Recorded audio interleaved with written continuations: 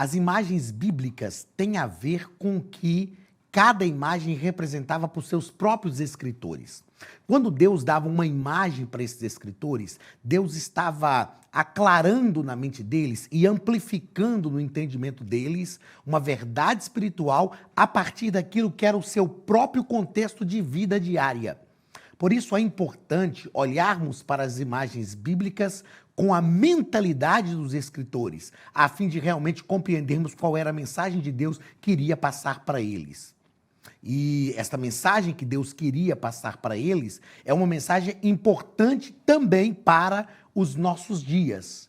Olhar para as imagens bíblicas que Deus falou aos escritores bíblicos em relação à igreja é muito importante para a compreensão do que a igreja verdadeiramente é. Porque a imagem era uma outra, mas a verdade expressa pela imagem que Deus deu aos escritores bíblicos é uma verdade absoluta e que se aplica nos nossos dias. A igreja é retratada por Deus de várias formas. Casa de Deus, coluna e baluarte da verdade, e isto é muito importante para a nossa vida espiritual. Aprendamos, pois, sobre as imagens bíblicas da igreja para aplicarmos tudo isso à verdade dos nossos dias.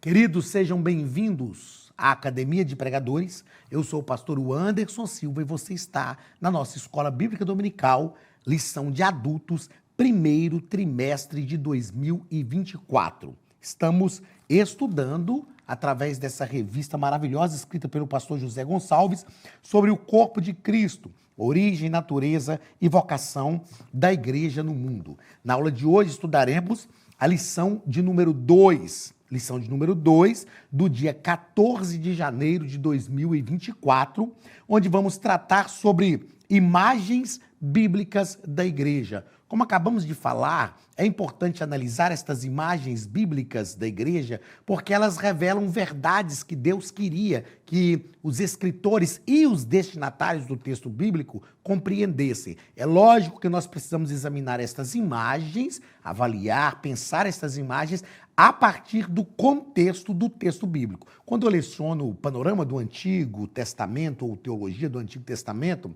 eu faço questão de dizer que o texto bíblico tem que ser analisado no terreno do próprio texto. Eu faço questão de dizer isso. O texto bíblico tem que ser analisado no terreno do próprio texto. Então, é isso que nós vamos fazer na aula de hoje. Analisar algumas imagens bíblicas da igreja. O textuário da nossa lição está na primeira carta de Pedro, capítulo 2 e o versículo 9, que nos diz o seguinte: Mas vós sois a geração eleita, o sacerdócio real, a nação santa, o povo adquirido para que anuncieis as virtudes daquele que vos chamou das trevas para a sua maravilhosa luz. Veja só, nós vamos estudar isso na lição de hoje, mas perceba que Pedro escreve para a igreja e ele utiliza aqui algumas imagens. Por exemplo, vós sois a geração eleita. Vós sois o sacerdócio, deixa eu mudar a cor, que eu gosto de fazer isso aqui, ó. O sacerdócio real. Vós sois a nação santa. Vós sois o povo adquirido. Então, o nosso querido irmão Pedro, ao escrever essa carta, ele usa cada uma dessas imagens para falar de coisas importantes. Geração eleita. Ele faz uma referência aqui ao próprio apóstolo, à própria nação de Israel, não é? A própria geração de Abraão, melhor dizendo. Aí ele diz o seguinte: vocês são também sacerdócio real. Ele está fazendo uma referência à tribo de Levi, a tribo sacerdotal. Depois ele diz: vós sois a nação santa. Ele está fazendo uma referência a toda a nação de Israel. E depois ele diz o povo adquirido. Então ele está fazendo uma referência aqui ao povo de Israel, o povo que Deus escolheu. Todas estas falas, elas dão elas disparam, deixa eu usar uma linguagem aqui daquilo que eu gosto muito de fazer, que é a psicanálise, né? Estudar o comportamento humano. Eu sou terapeuta e psicanalista clínico, então a gente fala muito de gatilhos. Então, o que Pedro está fazendo é disparar alguns gatilhos. Quando ele diz assim, vós sois a geração eleita, ele está fazendo o povo lembrar de Abraão, chamado por Deus. Quando ele diz, vós sois o sacerdócio real, ele está fazendo o povo lembrar da tribo de Levi, que foi escolhida por Deus. Quando ele diz, vós sois a nação santa, ele está fazendo o povo lembrar do povo, da nação de Israel. Vós sois o povo adquirido, ele está fazendo o povo lembrar do povo de Deus. Povo de Deus.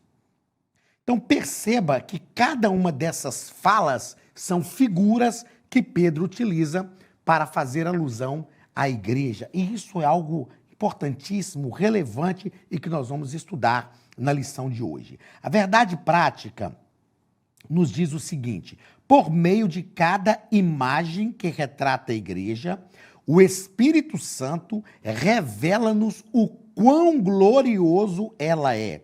O Espírito Santo, vou destacar isso aqui, revela-nos o quão gloriosa ela é. Então, a igreja é gloriosa. A igreja é do Senhor Jesus. E por isso, nós precisamos entender a forma que a Bíblia retrata a igreja. Vamos lá, na palavra-chave é imagem. O que é uma imagem? Uma imagem é aquilo que nos faz ter a ideia,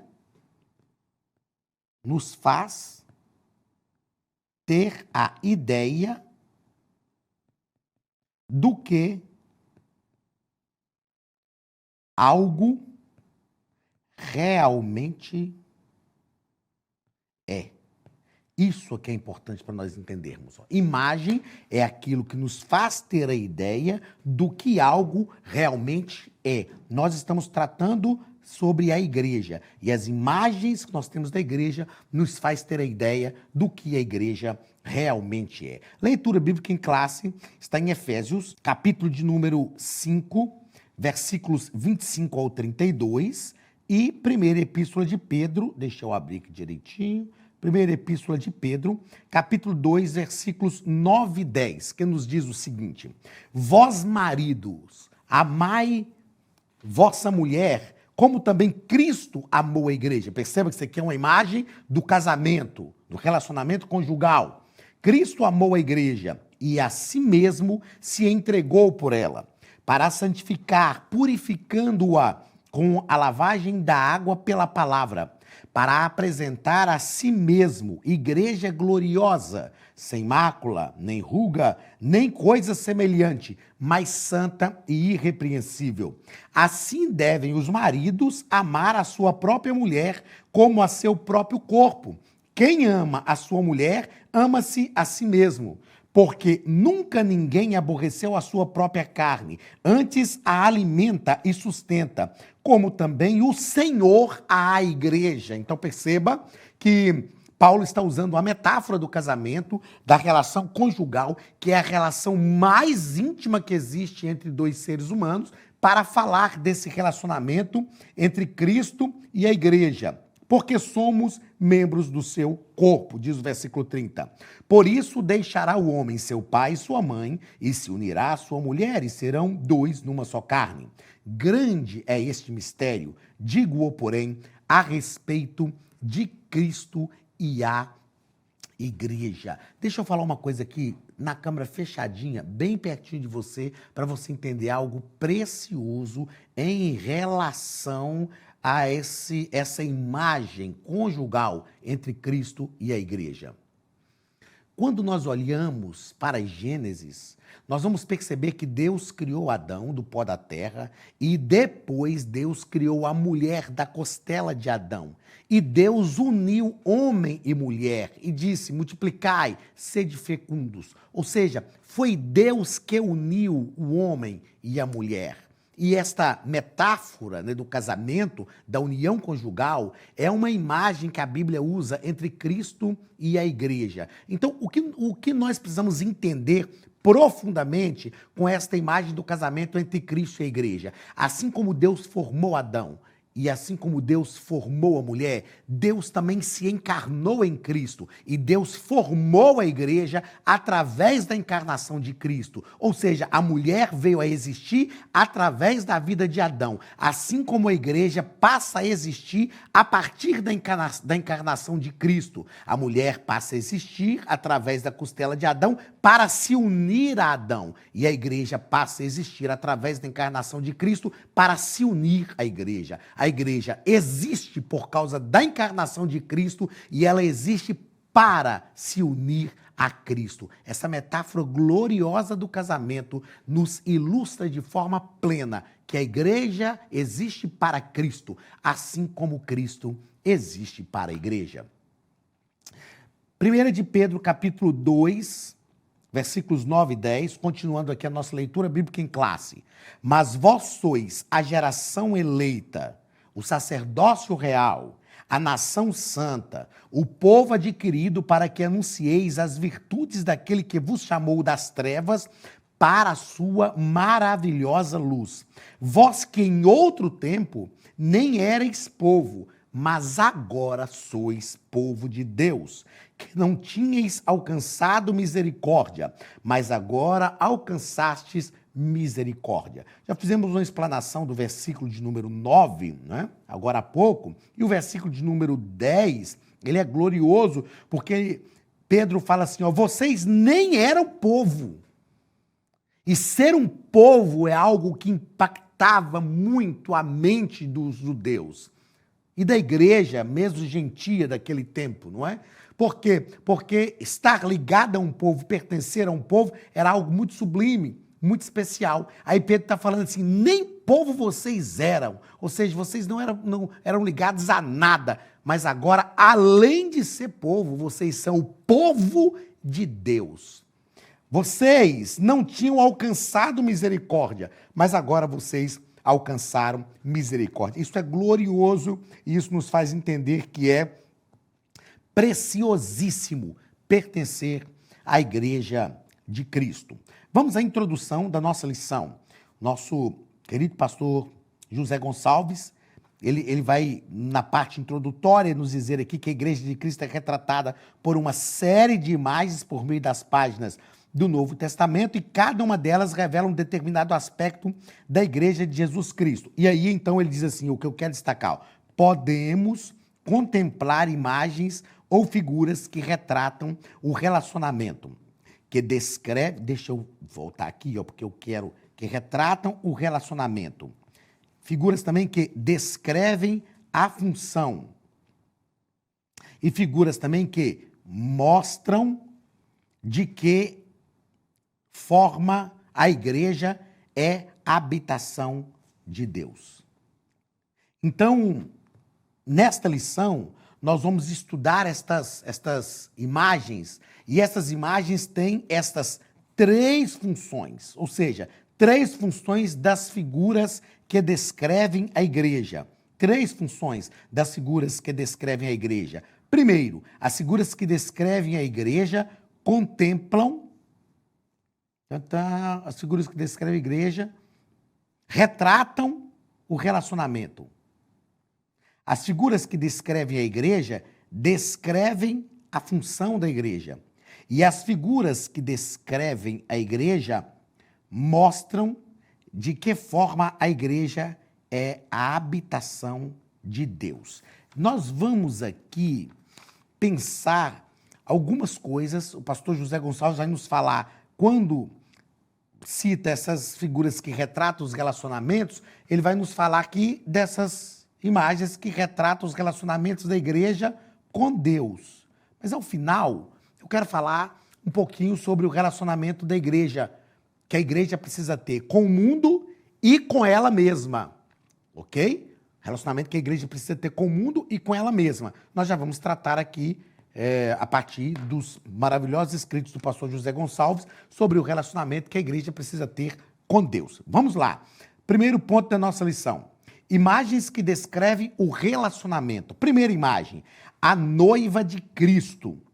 Eu falei agora há pouco um pouquinho sobre a imagem da igreja como a esposa. Mas a Bíblia trata a igreja também como noiva. E o pastor José Gonçalves, dentre outras coisas que ele vai nos dizer, ele destaca que convém destacar, deixa eu grifar tudo aqui porque eu quero falar sobre isso tudo aqui, ó. Convém destacar que a palavra grega partenos, traduzida em 2 Coríntios, capítulo 11, versículo 2, como virgem pura, é usada em relação a uma donzela que ainda não contraiu núpcias. É uma figura da igreja como noiva, trazendo a ideia de castidade, pureza e fidelidade. O que é castidade? Castidade é tanto a moça quanto o rapaz que não se deram a nenhuma relação sexual ainda e estão preservando uma vida casta para uma relação sexual no ato conjugal com alguém onde esta relação sexual vai simbolizar o amor. O que é uma igreja que tem castidade? É uma igreja que não se entrega a nenhum prazer, se entrega somente ao prazer do relacionamento com Cristo. A pureza fala de uma vida de santidade e a fidelidade fala de uma vida de integridade a um só relacionamento. Então, quando pensamos na igreja como noiva, tratamos da igreja, desse aspecto da igreja. Então, fala essa castidade, pureza e fidelidade, fala de alguém que o noivo escolhe para realizar o sonho de ser genitor. A igreja como noiva fala de alguém que é escolhida, uma moça que era escolhida pelo noivo para que o noivo realizasse o sonho de ser genitor, de gerar. E isso era muito importante naquele tempo, o homem gerar, ter uma descendência. O que nós precisamos entender aqui? Que a igreja foi escolhida por Cristo para gerar. Todas as coisas que Deus gera neste mundo, Ele gera através da igreja, nesse relacionamento que a igreja tem com Cristo. Quantas pessoas já foram geradas? Pessoas que não tinham caráter e a partir do momento que conhecem a Cristo e se tornam a noiva de Cristo, é gerado um caráter. Pessoas que não tinham um bom nome e a partir do momento que conhecem a Cristo e se tornam a noiva de Cristo, é gerado o bom nome. Pessoas que não tinham força para vencer o pecado e a partir do momento que essas pessoas conhecem a Cristo e se tornam noivas de Cristo, esta força para vencer o pecado é gerada. Neste relacionamento que nós temos com Cristo, todas as coisas que nós precisamos são verdadeiramente geradas na nossa vida. Cristo quer gerar coisas boas e maravilhosas em você. Segundo parágrafo do primeiro ponto, vai retratar a igreja como esposa de Cristo. Agora, aqui não é só como noiva, é como esposa. Não é como um relacionamento frio, fundamentado apenas em dever, mas retrata um relacionamento fundamentado, sobretudo, na realidade do amor, que se entrega e se sacrifica. Cristo cuida da igreja e zela por ela, porque Ele a ama. Cristo cuida da igreja e zela por ela, porque Ele a ama. É um relacionamento fundamentado na realidade do amor. Gente, se nós entendermos isso aqui na sua profundidade, isso muda a nossa vida cristã, muda totalmente a nossa vida cristã. E esse relacionamento de Cristo com a igreja como esposa fala do maior ato de intimidade que existe entre dois seres humanos, que é o relacionamento conjugal. E este ato é gerado pelo amor. Isso é magnífico. Isso é maravilhoso, eu fico empolgado ao falar disso, porque a partir do momento que nós sabemos que Cristo ama a igreja, nós entendemos que a igreja responde ao amor de Cristo também e que esse é um relacionamento que gera todas as coisas que nós precisamos. quantas pessoas têm vivido uma vida frustrada porque não buscam um relacionamento com Deus, para que neste relacionamento com Deus todas as coisas sejam geradas. Tudo que você precisa na sua vida, você vai gerar isto no relacionamento. Ou seja, Cristo vai gerar em você no relacionamento que nós temos com Ele. Terceiro parágrafo deste primeiro ponto. A igreja é retratada como rebanho. Então, a igreja é retratada, estamos tratando de imagens que descrevem o relacionamento da igreja com Cristo. Então, estamos tratando da igreja como noiva de Cristo, como esposa e como rebanho. Como rebanho. Isso aqui também é algo magnífico. O rebanho é uma metáfora que ilustra a relação existente entre a ovelha e o pastor. Paulo deixa claro que esse rebanho custou um alto preço, o sangue de Jesus Cristo. O rebanho de Deus custou o sangue de Jesus Cristo. Fomos comprados por ele. Outra coisa importante que Pedro descreve é que a igreja é o rebanho de Deus. As palavras de Pedro devem servir de parâmetro para todo pastor que cuida do rebanho de Deus. Todo pastor que cuida do rebanho de Deus. Isso aqui é extremamente importante e relevante. Por quê? Porque nós vamos entender como pastores que nós cuidamos de um rebanho que não é nosso. A igreja é o rebanho de Deus. Uma das coisas que me chama muita atenção em Davi, eu vou fazer questão de escrever isso aqui, como eu escrevi aqui na lição, Davi, deixa eu colocar aqui, Davi defendia as ovelhas do rebanho. Davi mesmo conta que um dia veio um leão tentando arrebatar uma ovelha. Ele lutou com o leão. Depois veio o urso tentando arrebatar a ovelha. Ele lutou com o urso. A Bíblia não fala se era uma ovelha boa de leite ou não, boa de lã ou não, se era uma ovelha que fugia muito. Não importa. Não importa. Davi lutou com o urso e com o leão para defender a ovelha. Como pastores, nós somos chamados por Deus para defender as ovelhas. Eu já ouvi gente falar, não, pastor, esse aí se desviou, é Deus limpando o rebanho. Meu irmão, Deus não limpa o rebanho pondo ninguém para fora. Deus limpa o rebanho transformando a vida. Ah, pastor, mas essa ovelha aí é uma ovelha complicada. Ok, mas não é nossa. Ela está no rebanho que nós estamos pastoreando, mas nós estamos pastoreando o rebanho de Deus. Nós estamos pastoreando o rebanho do Senhor Jesus. Então nós precisamos entender isso e defender as ovelhas. Elas não são nossas. Eu oro a Deus para que Deus derrame sobre nós, pastores. Deus derrame sobre nós, pastores. Eu oro a Deus para que Deus derrame o mesmo espírito de Davi, o espírito daqueles que defendem o rebanho. Segundo ponto, a Academia de Pregadores tem um recado para você. Olá, queridos alunos e alunas da Academia de Pregadores. Que bom ter você conosco neste momento tão especial. Estamos aqui para apresentar a nova plataforma da Academia de Pregadores, que foi construída ao longo dos últimos meses com muito carinho, um grande investimento, para levar até você não somente um conteúdo de excelência, mas também tecnologia de ponta. Veja comigo. Os cursos estão organizados por trilhas na página principal. Aqui você encontra sugestões, lançamentos, temas específicos e outras categorias.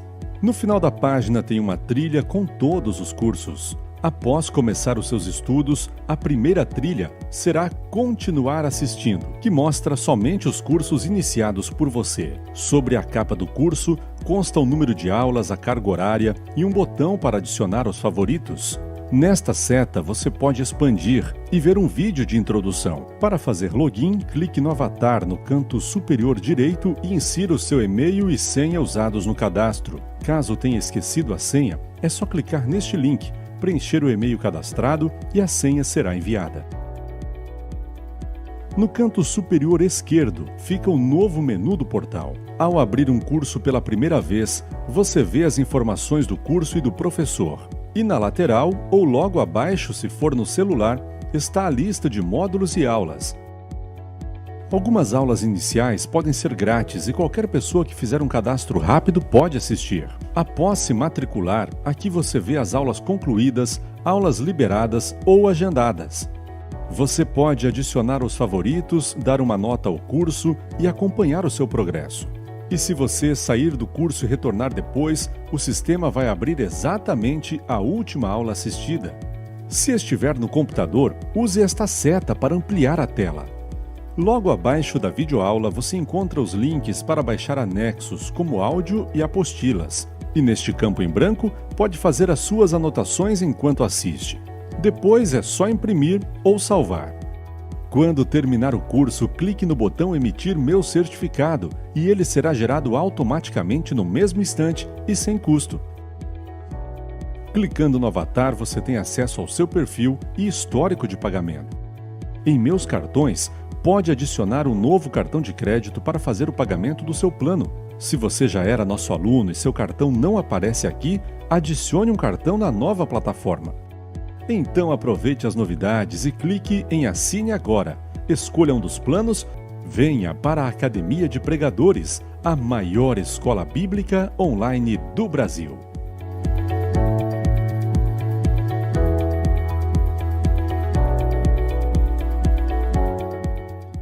Segundo ponto, imagens que descrevem função.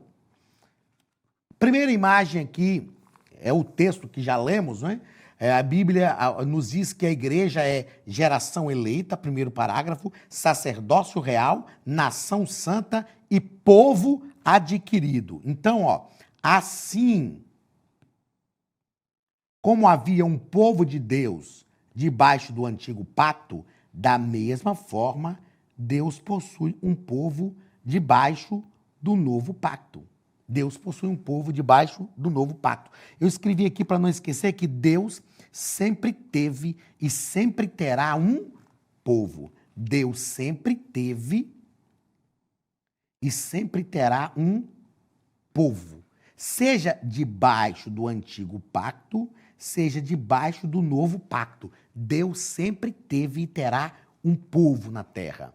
Pastor Jander Magalhães disse uma frase, e essa frase eu ouvi dele, se ele ouviu de outro eu não sei, mas eu dou os créditos autorais para quem eu ouvi. Ele disse, o diabo tem gente para trabalhar para ele em todo lugar, mas Deus também tem. Irmão, Deus tem um povo na terra, em qualquer lugar, Deus tem um povo. Vamos lá. O primeiro termo que é utilizado é geração eleita, e a palavra grega genos, traduzida aqui, é geração. Também possui o sentido de raça. O que é uma raça? É alguém que pertence a uma determinada etnia.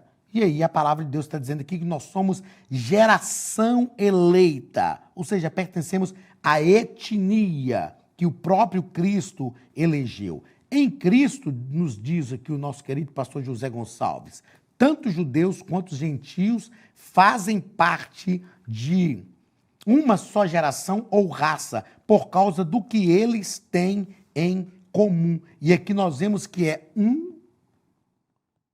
Deixa eu melhorar esse um aqui, né? Porque ficou... Meu Deus do céu. Calma. Um só povo. Deus não tem dois povos distintos.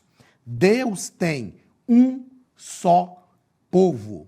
Aqui não está povos, não, aqui é um só povo. E todos nós pertencemos a este povo. Segundo, letra B, sacerdócio real. Essa função era uma função reservada apenas à tribo de Levi. Estou falando rapidinho porque eu já falei um pouco disso aqui. Então, essa função era uma função reservada apenas à tribo de Levi. Mas nesta nova aliança, todo cristão é um sacerdote.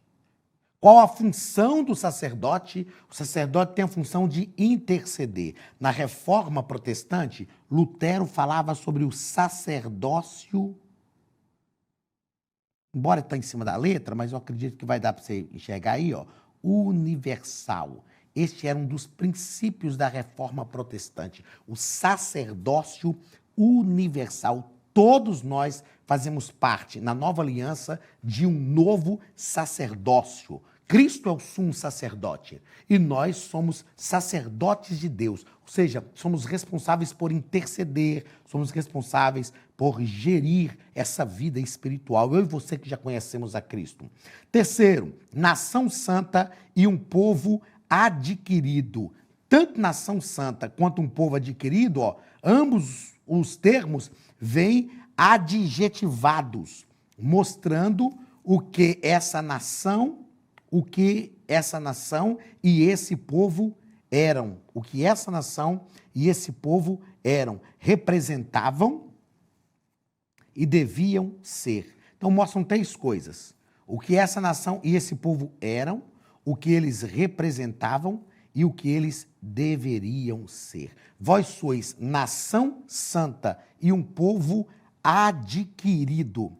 Essa, nos diz o nosso escritor, essa é uma figura muito forte para retratar uma igreja inteiramente consagrada a Cristo, totalmente dependente de Cristo, envolvida com Cristo e consagrada, separada. O que era essa consagração no Antigo Testamento e até nos nossos dias? É algo separado totalmente para Cristo. Segundo parágrafo do segundo ponto, corpo de Cristo, a igreja como corpo de Cristo.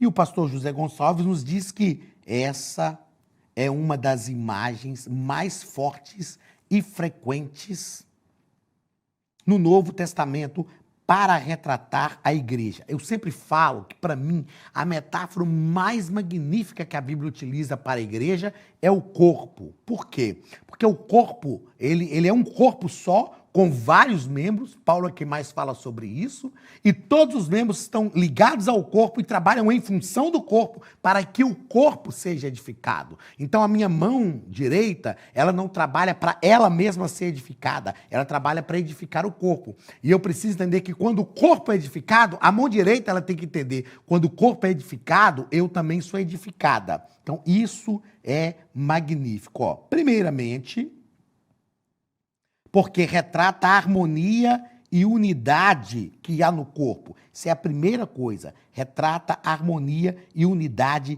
que há no corpo. Eu fiz questão de destacar aqui que isso fala de uma interdependência entre os membros. Interdependência entre os membros. Como eu sou edificado?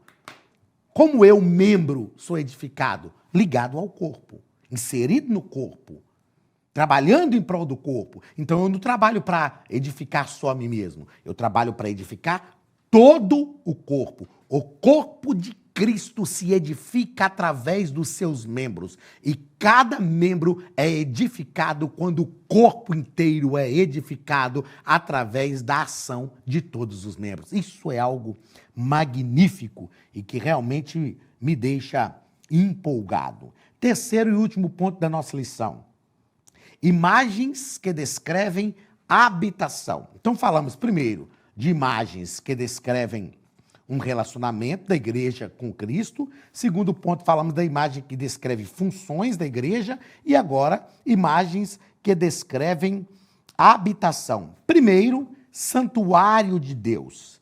A igreja, nos diz o pastor José Gonçalves, a igreja é retratada como sendo um santuário, a habitação de Deus. Um santuário, a habitação de Deus. A igreja é retratada desta forma. Individualmente, cada crente é um templo do Espírito Santo. É muito importante entender isso aqui. Individualmente, eu não sou igreja sozinho. Eu sou igreja no corpo. Individualmente, eu sou o templo do Espírito Santo e membro do corpo de Cristo. Mas para ser igreja, eu preciso estar ligado ao corpo. Eu preciso estar ligado ao corpo. Mas na sua forma corporativa... meu pai, peraí. Na sua forma corporativa, a igreja é retratada como sendo o santuário de Deus. Eu vou voltar aqui um pouquinho o que eu disse na aula passada. Santuário. Por que a palavra santuário? O que é santuário? É o templo? Não. Santuário é o lugar onde o santo habita. O templo, ele é a estrutura, mas ele se torna o santuário a partir do momento que Deus está habitando nele. Isso também significa que Deus habita na igreja. Deus habita na igreja. Ela é seu templo. Então, a igreja é o santuário de Deus. Eu fiz questão de anotar aqui o seguinte, ó. Por que santuário? Porque é o lugar onde o santo habita. E o que é santuário? É o lugar da habitação do Deus que é santo. E nós precisamos fazer essa distinção entre templo, templo do Espírito Santo e santuário. O que é o templo? Templo é a estrutura física, as paredes da igreja, onde a comunidade de fé se reúne. O que é o templo do Espírito Santo? É cada membro. E o que é o santuário? É a igreja onde Deus habita. E Deus não habita em templos feitos por mãos de homens, tem um hino que diz isso. Deus habita na igreja, que é o santuário de Deus. Essas três coisas precisam estar sempre unidas. A igreja, ela precisa estar no templo. O escritor aos Hebreus fala sobre isso. Ela precisa se reunir no templo, né? A reunião coletiva da igreja. Mas cada membro também precisa entender que ele é o próprio templo do Espírito Santo. Para que nós sejamos igreja, nós precisamos estar reunidos nesta casa de Deus. E Deus habita neste santuário. Então aqui nós temos uma distinção entre templo, templo do Espírito Santo e santuário. Segundo parágrafo, a igreja é também a casa de Deus. Casa de Deus. A igreja é descrita como sendo a casa de Deus. Paulo fala isso em Timóteo. Esse conceito da igreja como sendo a casa de Deus é derivado do Antigo Testamento, em que o povo de Deus é retratado como uma casa. O povo de Deus é retratado como a casa ou família. Isso aqui é muito importante. O que é a casa ou família? É o lugar onde está a nossa origem. Origem. Nesse tempo do Antigo Testamento, isso era algo muito próprio, porque não havia hospitais onde as crianças nasciam. As crianças nasciam em casa, então elas nasciam ali, a origem delas estava ali. A família é a nossa origem. Nós não conseguimos nos desvencilhar, nos desvincular da família. Então, a igreja é vista como a casa de Deus. É onde a origem divina é representada, onde Deus é representado. A nação de Israel floresceu a partir da família de Jacó. Então, nós temos aqui uma família de Jacó. E por isso a igreja é vista, então, como a casa, como a família. Uma igreja forte é formada por famílias igualmente fortes. Uma igreja forte é formada por famílias igualmente fortes. Por quê? Porque a igreja, meus queridos, é um lugar onde as famílias estão reunidas. Deixa eu escrever uma frase aqui que eu ouvi do pastor Josué Gonçalves. O escritor é José Gonçalves.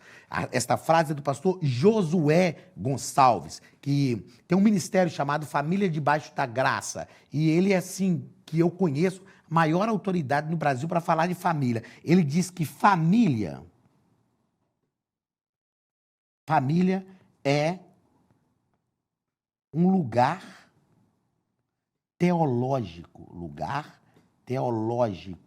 ou seja, todo conhecimento de Deus, toda a ideia de Deus que nós temos, ela está ligada à nossa família. Então, família é o lugar de revelar Deus, família é o lugar de conhecer Deus, família é o lugar de Deus se tornar familiar. Então, essa frase é minha, hein? Família é o lugar de Deus se tornar familiar. Isto é verdadeiramente uma família. Pai, eu vou fazer questão de escrever essa frase aqui, ó, para você não esquecer, ó. Vou escrever essa frase aqui, ó. Família é o lugar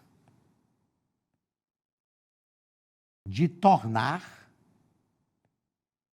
Deus familiar. O que é isso?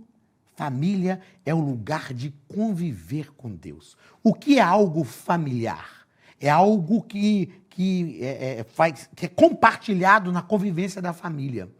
Quando a gente fala assim, isso aqui é algo familiar, ou seja, é algo que eu vivo em família, que faz parte da minha origem. Então, família é o lugar de Deus se tornar familiar. Como eu disse agora há pouco, diante de todas essas coisas que nós estamos aprendendo aqui, nós temos que entender o privilégio de ser igreja. Então, vamos lá. À luz do que estudamos nesta lição, podemos fazer algumas considerações muito importantes. A primeira delas, a Igreja de Cristo é uma instituição formada por salvos que se relacionam com Deus e, por isso, eles fazem parte do seu rebanho. Salvos que se relacionam com Deus e fazem parte do seu rebanho. Segundo, privilégio de ser igreja. A Igreja de Cristo é uma instituição formada de salvos que exercem uma função sacerdotal diante de Deus, perante o mundo. E, em terceiro lugar, finalmente, a Igreja de Cristo é uma instituição em que Deus habita e vive, em que Deus habita e vive. É um privilégio fazer parte da Igreja de Cristo. Isto é fenomenal. Vamos lá. 3 considerações que eu julgo importantes para essa lição de número 2. Primeiro, como a igreja deve se relacionar? Primeiro, nós já falamos aqui na relação com Cristo. E na relação com Cristo nós aprendemos 3 coisas fundamentais do relacionamento da igreja. Ela é como noiva de Cristo, ela como esposa de Cristo e a igreja como rebanho de Deus. Agora, como a igreja deve se relacionar com o mundo? Primeiro, João capítulo 17. Jesus faz oração sacerdotal e diz, Pai, eles estão no mundo, mas eles não são do mundo. Então, como a igreja se relaciona com o mundo? Entendendo que ela está no mundo, mas ela não é do mundo. Segundo lugar, como a igreja se relaciona com o mundo? Entendendo Romanos capítulo 12, versículo 2. Transformai-vos, não vos conformeis com este mundo, não tendes a forma do mundo, mas transformai-vos pela renovação da vossa mente. Então, como a igreja se relaciona com o mundo? Entendendo que não é do mundo, que ela está no mundo para fazer com que as pessoas que estão no mundo conheçam a Cristo através da igreja, porque a igreja é a noiva, é a esposa e Deus gera através da igreja. Qual o relacionamento da igreja consigo mesma? Entendendo que todos os membros do corpo de Cristo, que é a igreja, são importantes para o corpo e devem ser nutridos no corpo, devem ser conciliados e viver de forma harmônica no próprio corpo. Segunda consideração importante, já que a igreja é o corpo de Cristo, como curar no corpo um membro que está doente? Os membros saudáveis são responsáveis por curar os membros doentes. Eu me lembro que na 5ª série, uma professora me respondeu sobre o que era o sistema imunológico do organismo. Eu perguntei para ela, professora, o que é essa íngua que dá aqui, debaixo do queixo da gente, na axila ou na virilha? E ela falou, vou te ensinar de uma forma que você nunca vai esquecer. Ela disse assim, quando o corpo é ameaçado por algum vírus, alguma coisa assim, o organismo manda soldadinhos bons que vão naquele órgão que está enfermo e pega os soldadinhos maus que estão querendo adoecer o corpo inteiro, traz os soldadinhos maus para um membro do corpo que está saudável, eu sei hoje que é o sistema imunológico, e combate os soldadinhos maus a fim de curar o corpo. Queridos, ninguém, quando corta o dedo, que é um membro do corpo, quando machuca a ponta do dedo, diz, esse dedo está machucado, é um membro do corpo que está ferido. Então vamos cortar esse membro e jogar fora, vamos arrancar ele do corpo. Porque se a gente fizer isso, ele morre, ele necrosa, porque ele foi desligado do corpo. O que a gente precisa fazer, nós precisamos fortalecer o sistema imunológico, tomar medicação em alguns casos para que o sistema imunológico fique saudável e cure os membros feridos. Nós precisamos entender que, como igreja, João falou isso, olha, nós que somos fortes devemos suportar as fraquezas dos mais fracos. Como é que os membros no corpo de Cristo são curados? Os membros feridos são curados através dos membros saudáveis que vão enviar, que vão buscá-los para que eles sejam curados, enviar defesa imunológica para eles. E a terceira consideração importante, igreja é o lugar onde os fracos têm vez. Existem no corpo diversos membros e uns são mais fortes do que o outro. Por exemplo, o maior osso do corpo é o fêmur. Os músculos é que dão força para o corpo, são membros do corpo. Existem partes do nosso corpo que são mais resistentes do que outras, mas nem por isso o corpo elimina as partes mais fracas. Igreja é um lugar onde os fracos têm vez. Igreja é o lugar onde o corpo, onde os membros estão reunidos no corpo e os membros dizem uns aos outros, fique tranquilo, na sua fraqueza, na sua fragilidade, eu vou te proteger. Onde os membros têm funções diferentes, trabalham em função do próprio corpo e fazem com que o corpo seja fortalecido. Igreja é isto, é um corpo onde ninguém elimina os membros mais fracos. Que eu e você entendamos perfeitamente o que é ser igreja e vivamos no corpo de Cristo, que é a igreja, de forma harmônica e salutar. Deus te abençoe em nome de Jesus. Espero que essa lição tenha sido transformadora para a sua vida, porque foi transformadora para a minha. Um grande abraço do pastor Anderson Silva, da Academia de Pregadores, e até a semana que vem, em nome de Jesus.